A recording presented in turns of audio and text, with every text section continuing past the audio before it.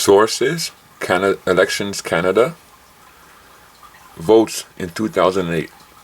Bloc Québécois 1.3 million, Conservatives 5.2 million, Green Party 1 million, close to it, Liberal 3.6 million, NDP 2.5 million, for a total of 13,686,146 votes.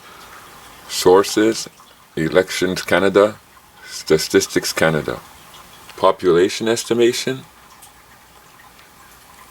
2008, 32,976,000 people in Canada, Canadian citizens, what are considered Canadian citizens. Number of registered voters in 2008, 23,677,000. Then it says electors as of the population, so you get a 71.8%, and then total number of votes, or total number of people, as you see, total votes, 13,929,000. Then it says voter turnout as percentage of the registered voters, and you see 58%. Then it says votes cast as a percentage of total population, 42%, 42%, as you see. October 8th, so we got 30. So, in the elections in 2008, the votes that were cast, which means people who voted, because each vote cast equals one person. There was 13,929,093 people that voted. That represents 42% of the total population of Canada, because estimated population of Canada was 32,976,026 people, the total population. So out of that total population pool, 42% of the total voted. Now that means 58% did not vote. This includes women, children, men, sick people, just everybody. So in 2008, from the 13,929,093 votes, or people that voted, 5,209,069 voted for the Conservatives, 2,515,268 voted for the NDP, 3,644,185 voted for the Liberal. For the Bloc Québécois, it was 1,379,991. And for the Green Party, it was 937,613 people that voted. This is how it broke up during that elections. So from the total people who were able to vote of 23,677,000, the total who did vote was 13,929,000. The Conservative Party, they got 5,209,069 votes.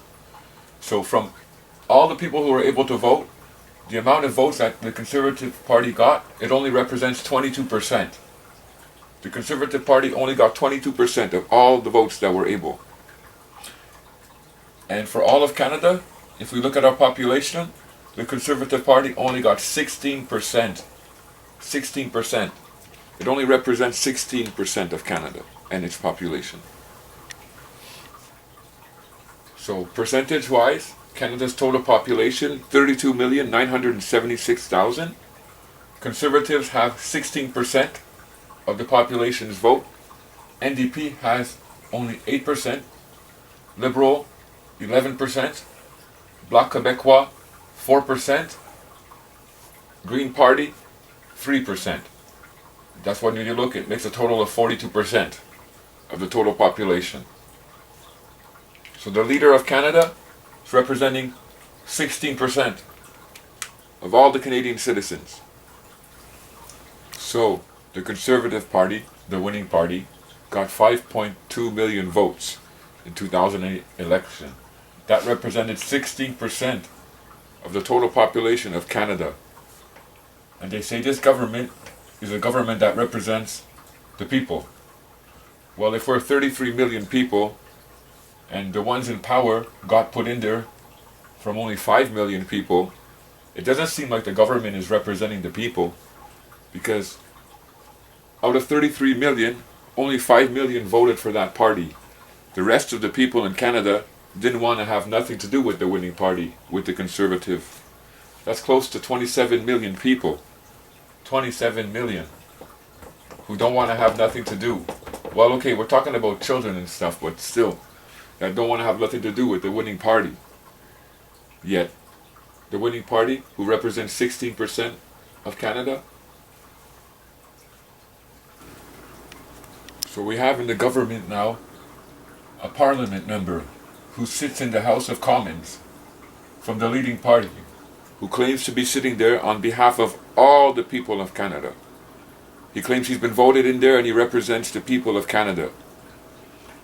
Now there's no direct participation of the people of Canada anymore. For you and I cannot go into the House of Commons, and the average person in Canada cannot go and have their voice heard. Now this parliament member, he only represents, as you've seen, 16% of all the population of Canada. And he only represents 22% of all the people who are able to vote. So 80%, round down, have no say. Since this particular parliament member, he was voted in by only 5 million people, and he has certain desires and certain wishes that he wants to see fulfilled in his political party, then this member can pass laws that benefit corporations and not people. He could pass laws to benefit people, but we have to check the political party to see what they stand for. Nevertheless, you still have someone who is in control of all the country or corporation, but is in control of all Her Majesty's subjects, and only 22% of voters voted him in, and only 16% of the total population voted him in. And that's what they call democracy in action. I've heard it say that this is a government for the people. I can replace that word and say corporation, but it's still even not for the people, because this government, 16% of all the people voted for this government. Yet 84% of the people who want to have nothing to do with this political party. They don't support this political party. They don't support what this party stands for. They don't want nothing to do with this party. But yet 84% are under obligation to obey. Thus 16% through the political party. This is controlled by a few. One parliament member voted in there by a small regime of people now controls the mass majority through laws and regulations. But he only controls her subjects, or the Majesty's subjects.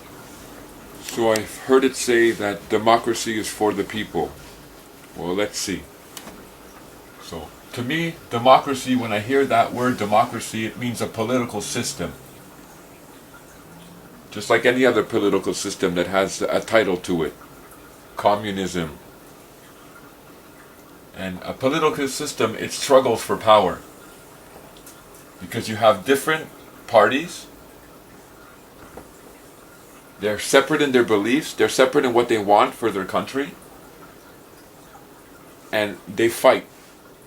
Not physically, but they fight with words to get people to listen to them and vote them in. So it's a political struggle in order to win the office. So the winning political party, the Conservatives, with 5,200,000 votes, I rounded it up. Now those 5,200,000 people that voted for the Conservatives, the members of the party have very few relationships with the people that actually voted for them. They really don't know the people. They really don't talk to the people or fellowship with the people. It's not like they say, come on over to my house, let's have a supper, let's get to know one another, things like that. It's a very distant relationship. The political party it has desires. The party has its own desires. And it's not desires for the people. It's desires that the political party has itself, and if you agree with their desires, then you vote with them, for them. If you do not agree for their desires, then you do not vote for them. But the political party is not really there for the people. It's for their own political desires or motivation. And if you agree with it, then you vote. So then, having a parliament member who sits on behalf of the whole population of Canada, but yet he only represents 16% of the people, 16 who has voted him in. This is a misrepresentation of the people of Canada. For in no way is he representing all the people of Canada. So the existence of a parliament member up here means the absence of the people from parliament. And again, the one who sits in parliament claiming that he's sitting there on behalf of the people only does so because a limited number of people have gave him that right. We, the people, we are isolated from the representative, the parliament member of government. We can't approach them. We can't have a conversation with them. They are isolated from us also. So in turn, we're not representing the people. They're standing there representing a party. And they're only standing there representing a party because a small number of Canadians, we the people, allowed them to stand there under disguise that we were going to vote in a government that was for the people. But in the end, it forced the people to follow it. In the end, again, what we have is a government that is a parliament for the winning party. It's a parliament for the winning party, and not a parliament for the people, because in no way does this parliament represent us 33 million people. What more can we say? All of us, and here in Canada, whoever understands what the hell's going on here, this is ridiculous. Not only do they seize our patrimony, not only are they playing games with us all around, now when we try to change the government, it'll never be possible. The way they structured this democracy.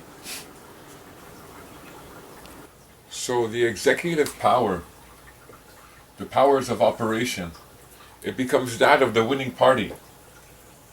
In this case, it was the cons that we were talking about, the Conservatives.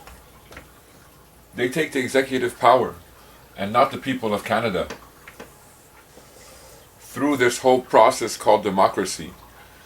The power that should belong to 33 million people who own this country, who were born here, whose resources are ours, it then gets stripped away from us through this process and delivered into the hands of the winning party, who then exercise executive power.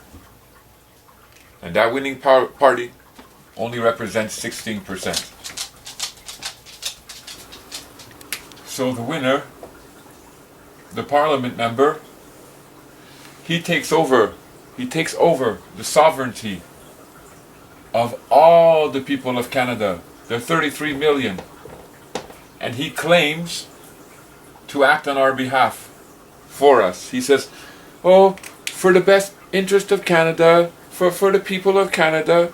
But when we go and see what is the oath of office that this parliament member is taking, his oath of office is an allegiance to the Queen and to do what the Queen wants and on behalf of the Queen. And his allegiance is not to the people of Canada. Why would it be? As you see, he doesn't represent the people of Canada. He represents a small minority of the people of Canada. And in a democratic society, supposed to be, it takes a majority, 50% or one. But the way the government's structured, no matter what parliament member gets in, he's always only going to represent a small minority of the government, of the people, a small minority of the people. He'll never represent the people in the whole.